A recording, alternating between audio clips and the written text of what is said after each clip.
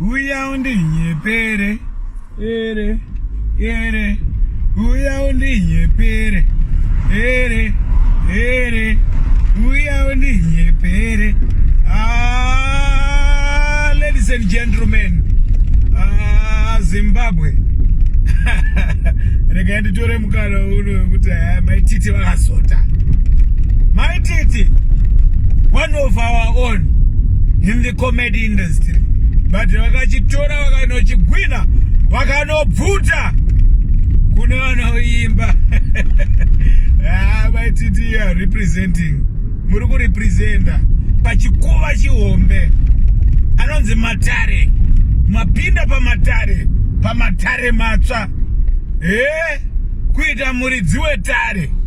So ndoda ngoti COVID-19 lockdown ikai yatisiya isu sevanhu tiri pa level platform nechirungu inonzi tabula rasa. Tabula rasa ndeyekuti vanhu vese vakaenzaniswa, yakatisiya takaenzana. Ende kuenzanisa kwataita uku yanguva yekuti munhu usumuke masumukire ako nezvaunogona uchizviendesa kumberi. Maititi mabuda paCovid apa muri chimwe chinhu, muri rimwe zinhu rinototyisa. Please rambai muchienda mberi, rambai muchingo perfecta your act yenyu yazuro paNash TV.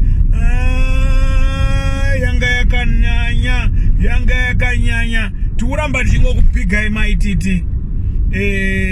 Inineni hatina kana zvatinombotaura tose, zvimwe handisati ndatombokufonerai mulive, asi tirimo muchiraundi. Saka tirongocelebrata one of our own mucomedy industry vatora imwe lap forward.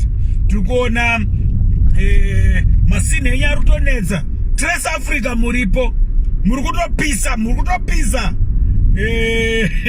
Tingoti Maititi rambai muchirowa. Ameno maunzi Maititi 4 chi taikuziva muri Maititi 4 baba titi. Ameno Maititi 4 Nash pedzere.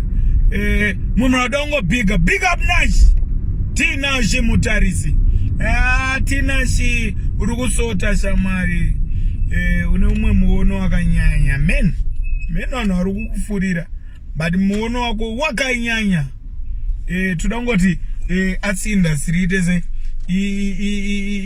iende mberi, ngazviende mberi. Maititi for